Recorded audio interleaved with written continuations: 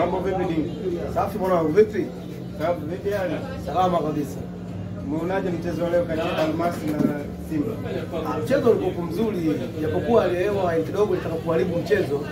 Tunaona uwekezaji wenyewe kiwanja unaangalia kina shida, tope tupu na nini, wachezaji wanashindwa kucontrol mpira vizuri. Lakini alhamdulillah mchezo umeisha salama na matokeo yanaonekana.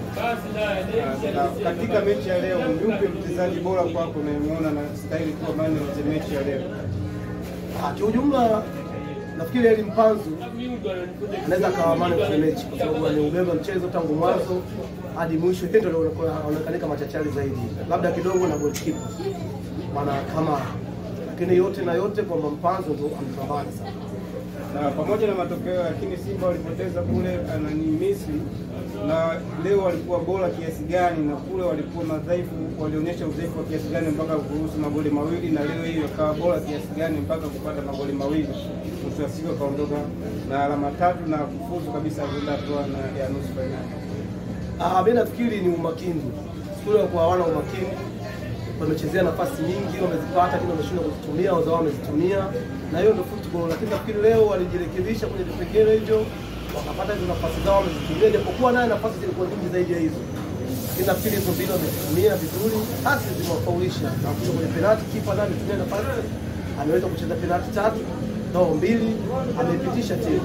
Kwa hiyo nafikiri ni umakini, wametoka kwenye ule kwa sababu wana umakini. Lakini pia nafikiri waendelee kujitahidi kuwa na umakini kwa sababu bado makosa mengi wanayafanya pale.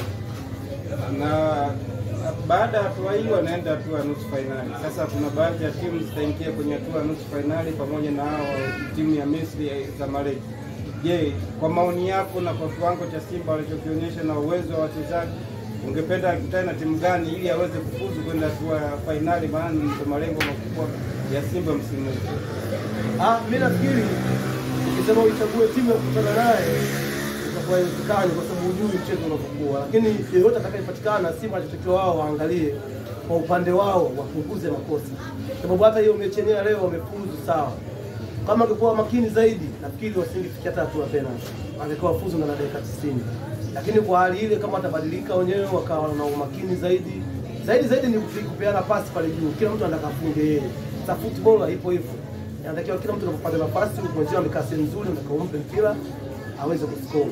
Wajibadilishe, lakini kusema uchague timu fulani ukutana naye ndio iwe, hakuna mtu mbovu akishafika katika hatua kama hii.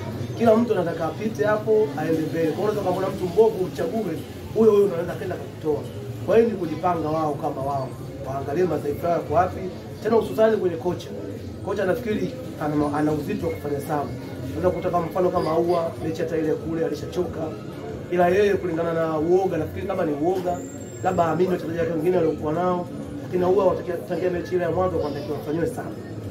Kwa hiyo ndio vitu kama hivyo, hawa anajitahidi kocha kuangalia nani amechoka kidogo na kupoteza mwelekeo wa kufanya sababu. Hata Ateba kule alichoka, lakini alichelewa kufanya sana.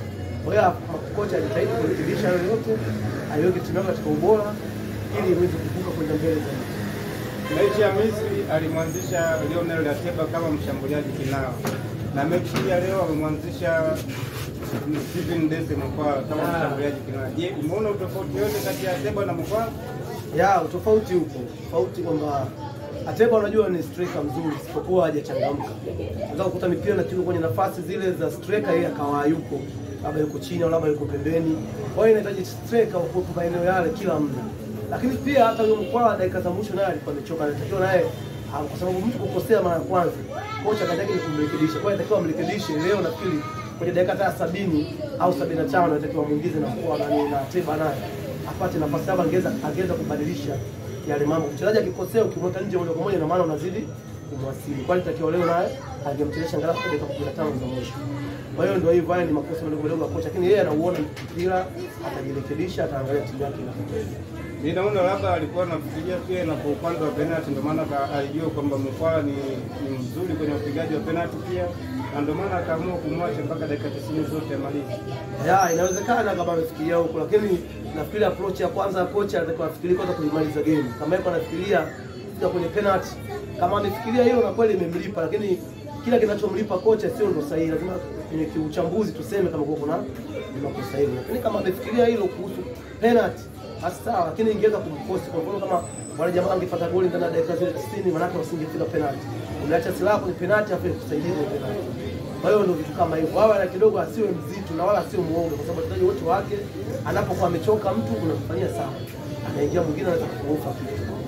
Asante sana. Hongera kwa ushindi, maana ni ushindi wa Tanzania nzima, kwa sababu ndio timu pekee iliyobaki katika kuwakilisha taifa kwenye mashindano ya kimataifa. Kweli, nafikiri hata wewe umefurahi.